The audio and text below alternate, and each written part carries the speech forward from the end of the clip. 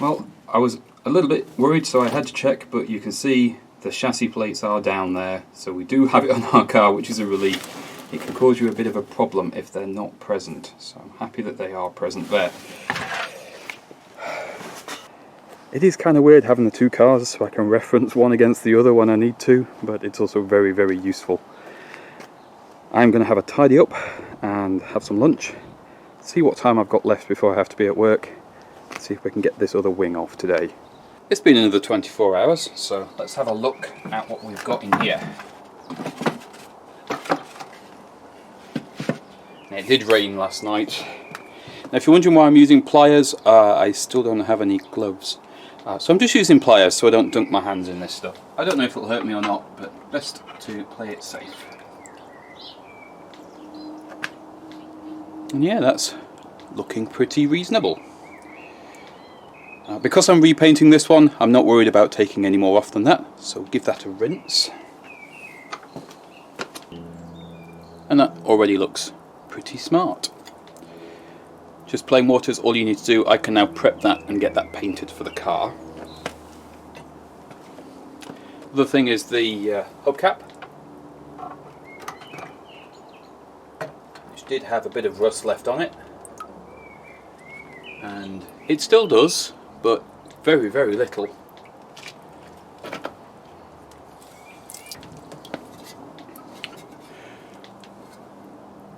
That's pretty amazing. It's really too rough to go on the car, but I'd be perfectly happy once it's given a coat of wax to hang that on the wall. Considering how bad this was when I started, I'm amazed at how well that's come up for almost no effort. Now, because I know this is safe on delicate stuff, this is the cast iron housing of the water pump that came in the car, so I'm pretty confident that that will go in without any problems.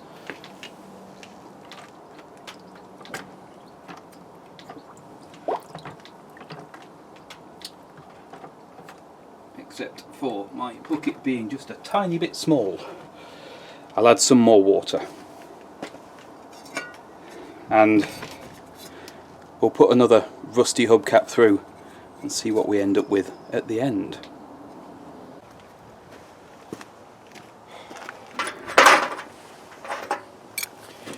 Because of my lack of planning, these are what's getting the wings off. And on this one, we use this little socket here.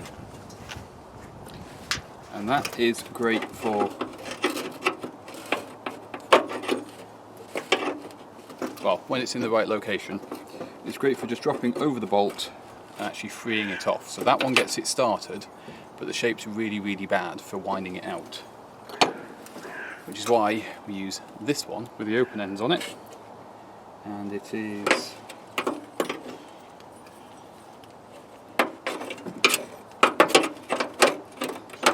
that one. And then we just need to spend a small eternity winding out these fine thread bolts. All of the bolts are out. I've got the screw out of this top corner here, which is just off camera. So this should, hopefully, just lift out.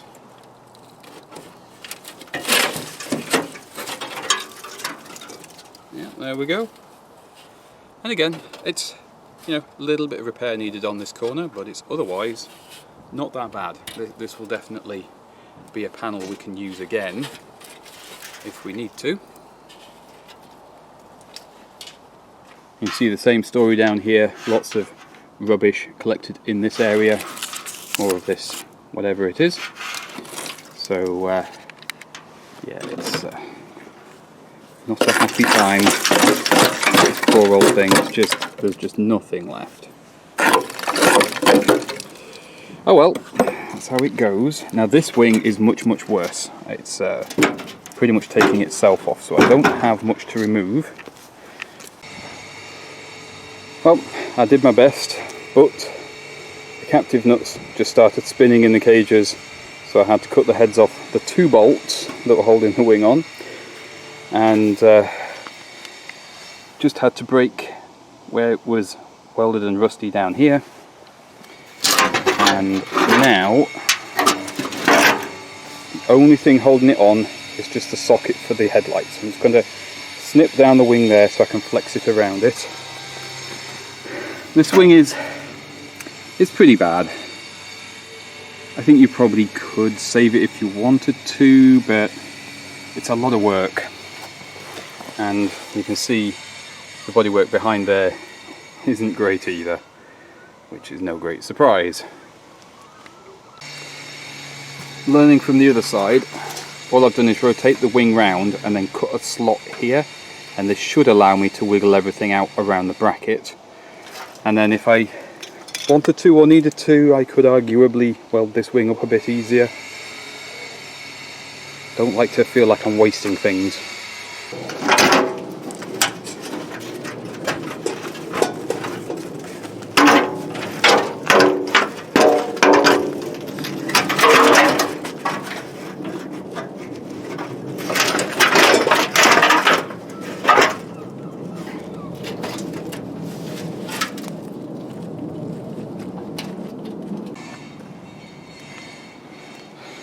Amazingly, all those bolts came out, just like the other side.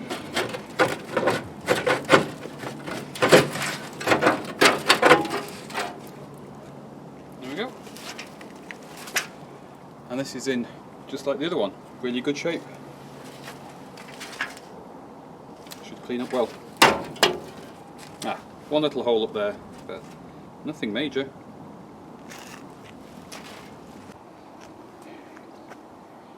It's time to pack up, so here's our little haul from today. A wing that's arguably salvageable, a decent inner splash guard, engine side cover, quite a few fixings, which is good because we are missing some of these on our car, and the core support wing bracket headlight assembly thing, which usually it seems to be held onto the car with two bolts, one there and one there, into the chassis. But this was quite rotten, so I took the angle grinder to what was left, and honestly there wasn't a great deal left, and this makes me question the validity of this chassis as a donor for somebody to use. Arguably you could repair this, I imagine, and put this right if you knew what you were doing. Again, not something we're going to be doing, but in addition to that should probably be attached a bit more. So that might explain why the tracking's pretty poor on this car.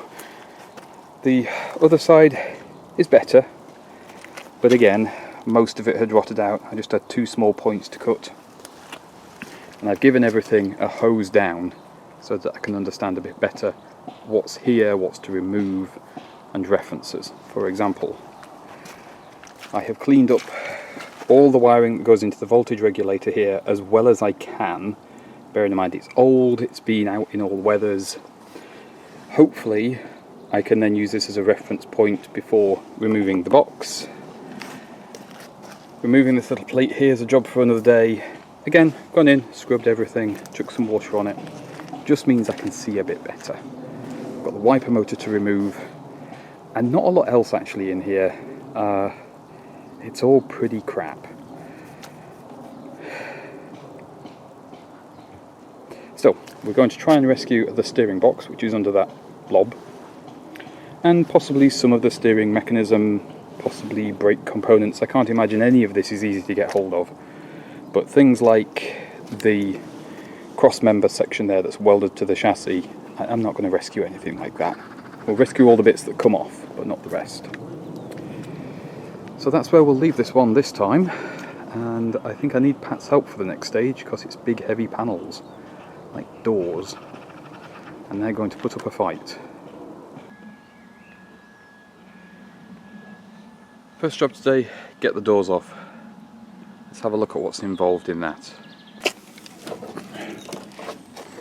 Someone before us has already tried to get these doors off. There's some fixings missing on the hinges. And there's a couple of different ways you can get these doors off. I'm going to try and just unbolt the door from the hinge, because I think that's going to be the easiest in this instance. And on these, on the front, there is a hinge plate here with 3 screws in it, and another one down at the bottom with 4. There's also a check strap here to remove, and it looks like somebody's had one screw out but the other one needs removing. If you don't have the door card on, you can get to the other side of it here, so I might just unbolt this one. Alternatively, there's a pin in there that you can drive through, which I'll probably do for the rest. Hopefully these all just unscrew and the door comes off no bother. If you can't do it that way, then you can theoretically knock the hinge pin out here on the doors and take them off that way. And then your other option is to remove the entire B-pillar itself. There's several bolts in the bottom of the B-pillar plate here. Up in the ceiling there are, underneath all of this stuff, what look to be 2 nuts and bolts this side and 2 that side that go through the frame. Access isn't wonderful there, so I'm hoping I can avoid doing it that way, and we can just unscrew the hinges. On the back doors, 3 screws at the top. Check straps already been removed on this door by somebody else, and again 4 on the bottom.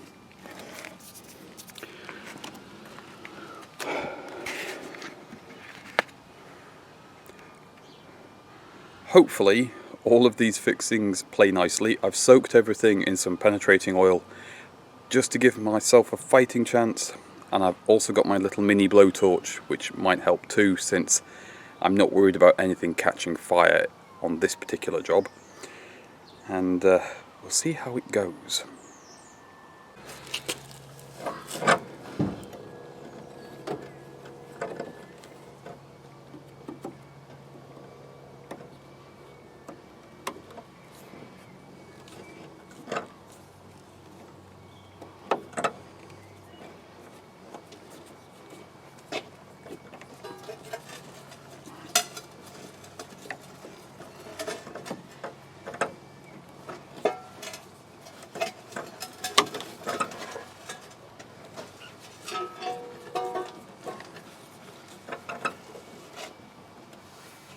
There we go, that's that off.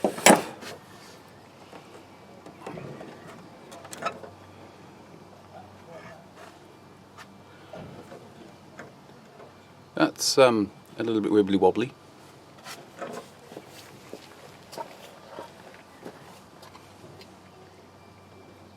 And then how does that come out of there? Ah, there is a split pin. So I have a big chunky split pin to take out here as well, so I probably didn't need to unscrew that bit. Never mind.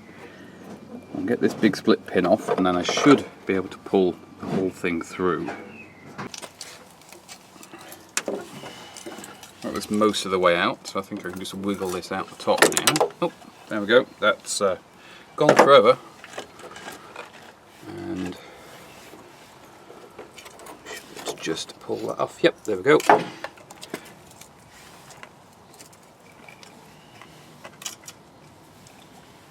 Put that somewhere safe.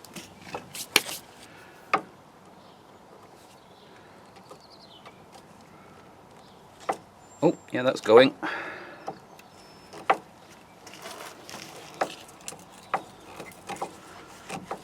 I'm going to put something under this door to support it.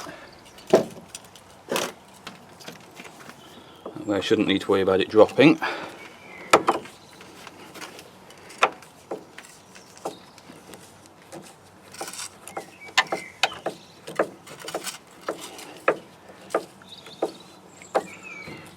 Right, shan't take that all the way until I've got the other ones loose. It was a little bit tricky to record this because I was in the way of the camera, but dug out my old impact hammer friend there, and we've got the 2 fixing bolts for the bottom out.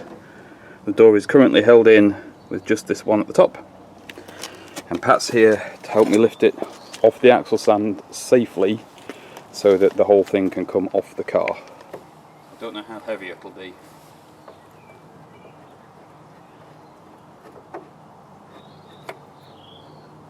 Going just about now. Right, you need to... oh, it's already free of the check strap, so...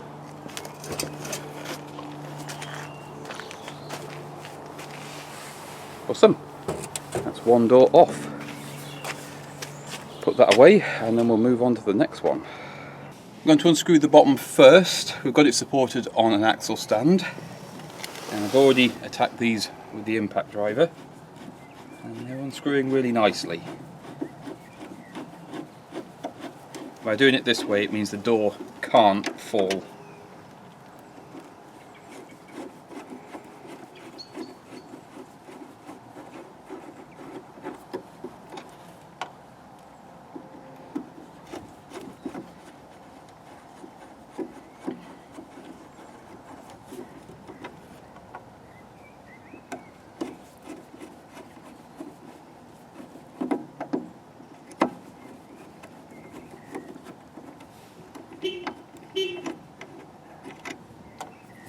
Right, now we'll do the top ones,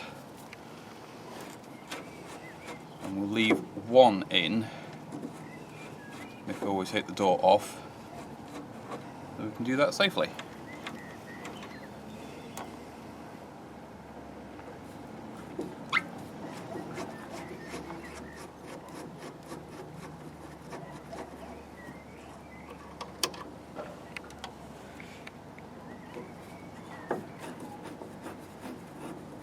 Okay, Pat to give me a hand with this one, like we did with the last one, and then we'll be ready to go. You got it? Mm-hmm. There's no check strap to worry about on this one either, that's gone. There we go. Put the strap in the window. Oh. That's from my floor.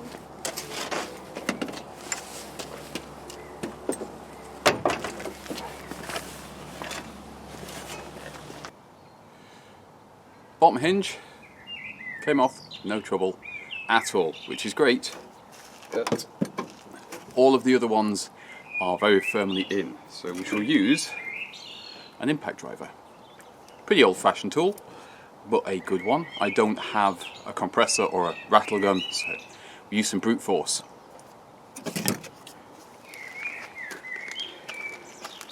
I use it on camera, so you can see what I'm doing while I'm doing it. Well, we'll see how we go.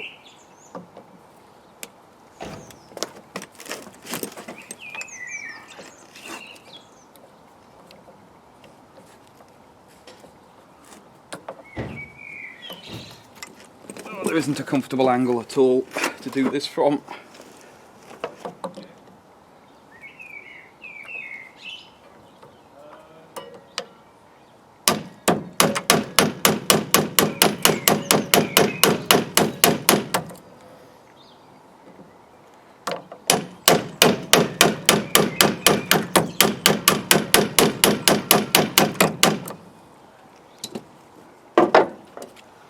This one might need some heat. Yep, that's pretty stuck. I've got as many as will come out on this side now. I've taken the little brass check strap bracket off, and I've got one screw in there that's completely stuck, which is just stopping me getting any further.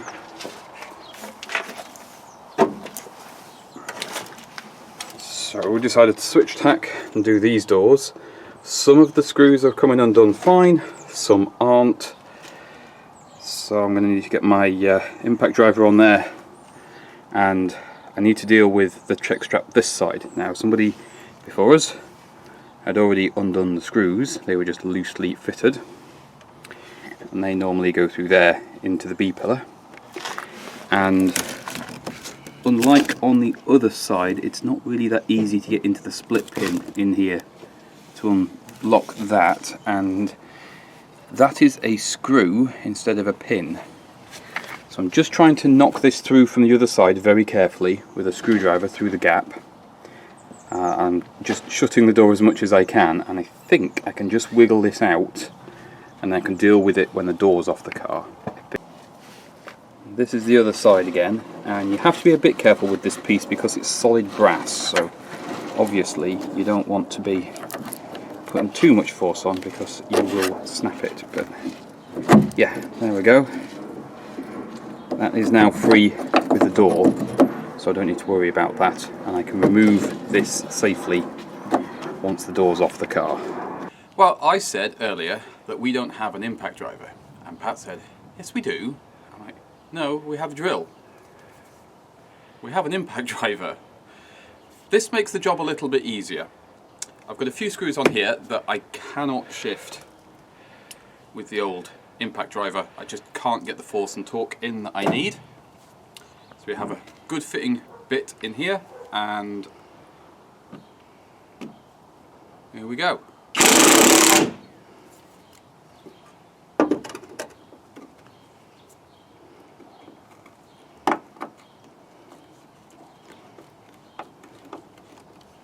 Jobbed. These doors will be off a lot quicker than the other two now. Just finish unscrewing it. Oh, there's no floor.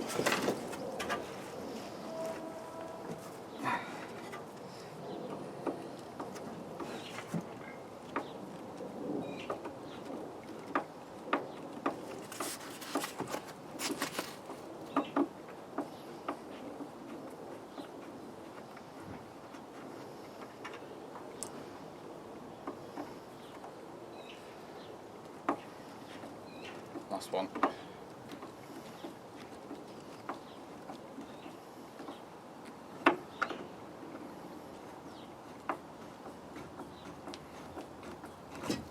Ready? Yeah, I got it.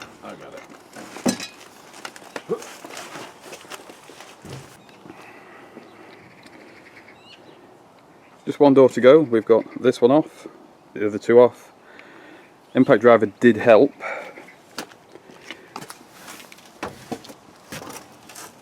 But one thing you have to be careful of is, especially when you've got one where there's no speed adjustment on the trigger, it will jump out. So it's chipped paint off here. These are properly stuck on though. I cannot get these to budge at all. I'm going to hit them with some heat. They might go with some heat. They might not. That's the only thing holding this door on now. The ones on the bottom hinge are actually loose enough to do by hand. I do need to try and get these ones out.